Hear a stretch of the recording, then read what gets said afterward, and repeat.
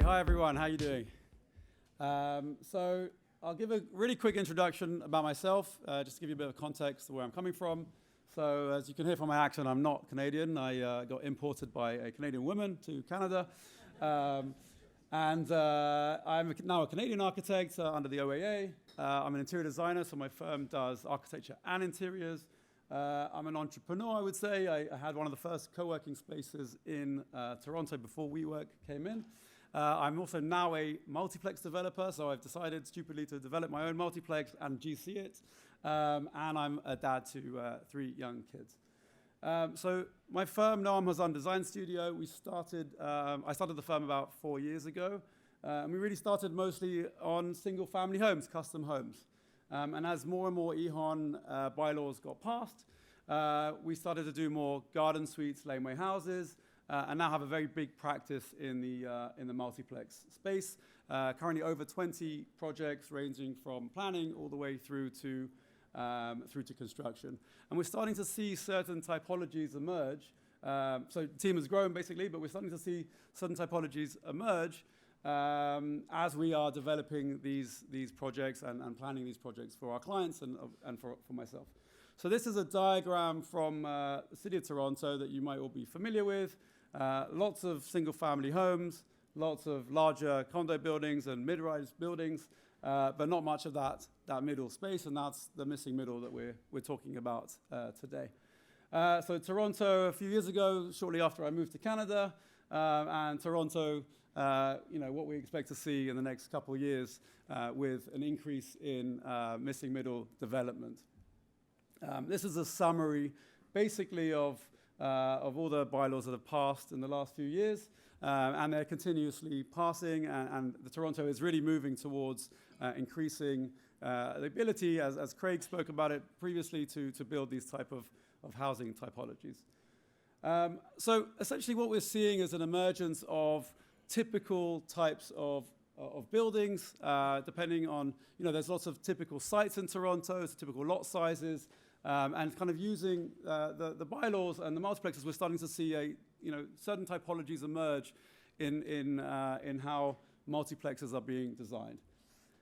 So this is like one of the ones you've seen quite commonly. It's called I call it the stack. So essentially a fourplex. Each floor has 1 unit.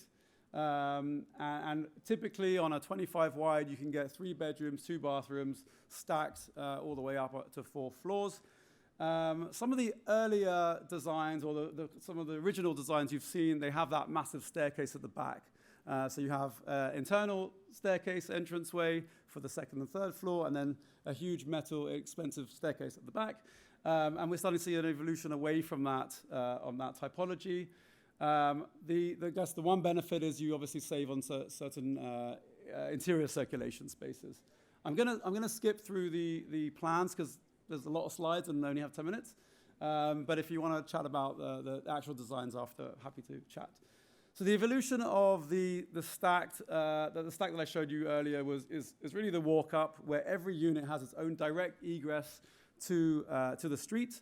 And what this has done is enabled us to eliminate that staircase at the back, eliminated the necessity to have one accessible unit as well. So the city were very strong on pushing the requirement to have 1 unit accessible when there were 2 staircases.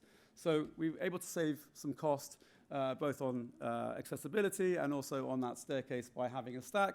This particular project is in Forest Hill, a little bit more higher end, larger units, but still 3 bedrooms, 2 bath per unit. And as Craig had mentioned earlier, we're limited to a ratio of 3 to 1, 3 bedrooms to 1 unit on these multiplex projects. So, still there's opportunity to add more density, but currently the bylaws don't allow for it. Okay, so moving on to the quadrant. So this is a typology I really like, and it's designed as basically 4 townhouses back to back. So our client on this project is designing this as a condoplex. So every unit is going to be sold off as a condo. And essentially it's 3 stories, 3 bedrooms, 4.5 baths, so 4 bathrooms and a powder room and a den. And then there's a basement with a separate walkout, but it's connected to the townhouse. I really like this because every unit has its own entrance. It's on a corner lot. And whilst this is a 65 wide, so quite rare for Toronto, this typology does work on a 50-foot wide lot as well, specifically on a corner lot. Okay, so this is the semi-do, essentially a semi-detached duplex. And for all intents and purposes, it's a fourplex, but we designed it as if there's a severance down the middle, and it's two separate semi-detached houses. And what this has allowed us to do is eliminate the non-combustible component of the steel on the outside. So the city are looking at this as a semi-detached house. We do have a non-combustible element down the middle, where you are separating the two houses basically. But the full construction is done in lumber construction with this CMU wall down the middle. So it's essentially two houses, 2 floors for the main house. And then the basement has 2 units and 2 bathrooms. The parking is given to the main house. And then the main house is, nice ground floor, decent sized ground floor, living, kitchen, dining room with a space above the garage. And then 4 really nice sized bedrooms and 3 bathrooms. And this is on a 50-foot wide, by I think 150, something like that, in the Clanton Park area. And then this is what I call the semi-tri, so semi-detached triplex. So, with the emergence of 6plexes, the allowance of 6plexes, this particular project on Pacific, basically the client wanted to integrate and sort of meet the context of the neighborhood. So we designed it as a sort of a Victorian-esque style building. Every unit has its own access. So again, 2 triplexes side by side. 2 3-bedrooms with 2.5 bathrooms, and then 4 1-bedrooms, quite nicely sized 1-bedrooms. I'll skip through the plans. And then the last typology, what I like to call the skinny. So this is a major streets project. This was actually, it got quite a lot of press because we went to committee, and the committee member in her closing remarks said that she didn't agree with Toronto's housing policy when she's mandated to approve these types of projects. So there was a lot of controversy around it. It's currently in T-Lab. It's a 10plex on a major street, only a 35 wide lot, so typically a great lot for a 4plex, but we were able to get the density of 10 units, 6 stories on a major street. And I'm really hoping that if T-Lab passes in the next couple of months, Blair Scorgi is leading the charge on the planning side, then we are going to see an influx of these type of projects across the city on major streets.